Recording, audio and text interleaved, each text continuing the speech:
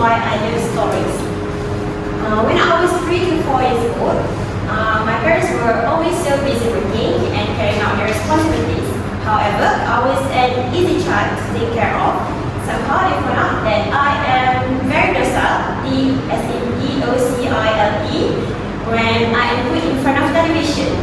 And as I grew up, they would buy me a lot of fairy tales books.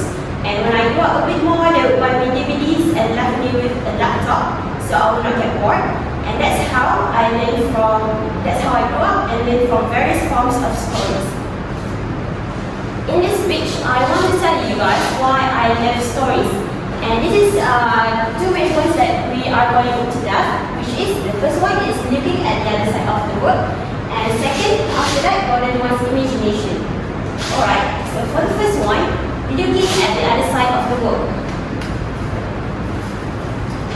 So 2 points that I will talk about in these reasons is go somewhere you never see and stand in someone's shoe. Now, let me bring you to somewhere you probably never see.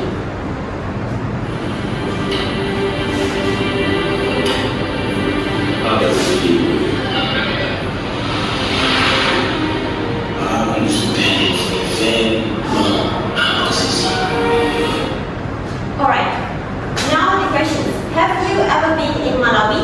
No. Alright.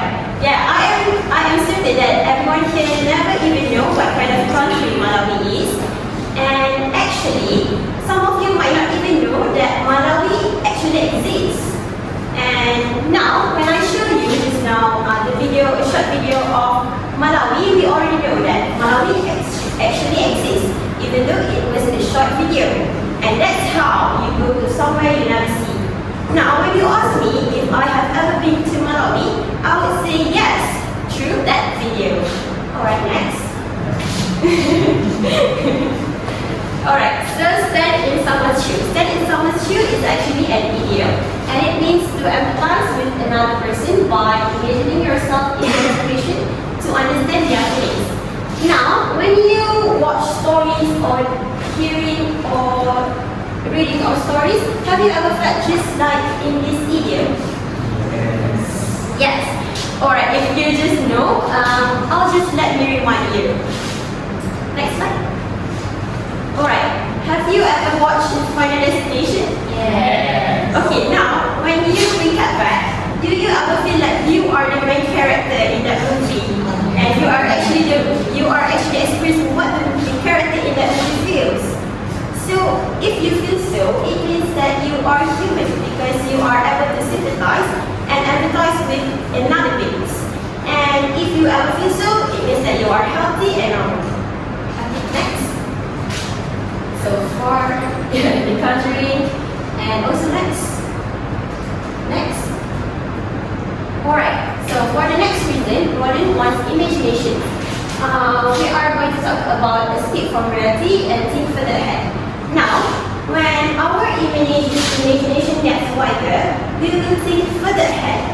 And sometimes when we are hearing or watching or reading stories, we will get something new which never makes its way into our head. And from that, we are escaping from reality.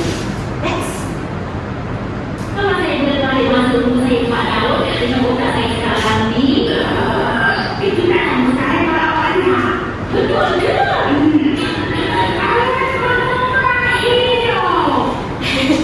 Alright, fantasy stories or simply put fictional stories usually have new elements which is not real or doesn't exist in our real life. So, for example, Doraemon. Have you ever encountered Doraemon's equipment such as life-changing tools or as it says, alat rumah hidup? No, right? So, in fact, this cartoon was published on 1969, and at the time, there are barely any robots in existence. And now, when we look at our surroundings, there are lots of robots. So, the stories that I am talking about in my speech is not necessarily about movies. It also applies to books, novels, animes, cartoons, and also the stories that you are hearing from your friends every night. Alright, So while hearing my reasons of loving stories and looking at my examples, I am sure that everyone can relate back to when they watch or reading or hearing stories. So in conclusions, there are a lot of benefits in watching stories, and here are the reasons why I love stories. And so watching, reading or hearing stories is not a wrong thing to do at all, and we actually gain numerous benefits by doing it. And therefore, stories play important roles in our lives as they entertain us while also teaching valuable lessons. That's all from me. Thank you.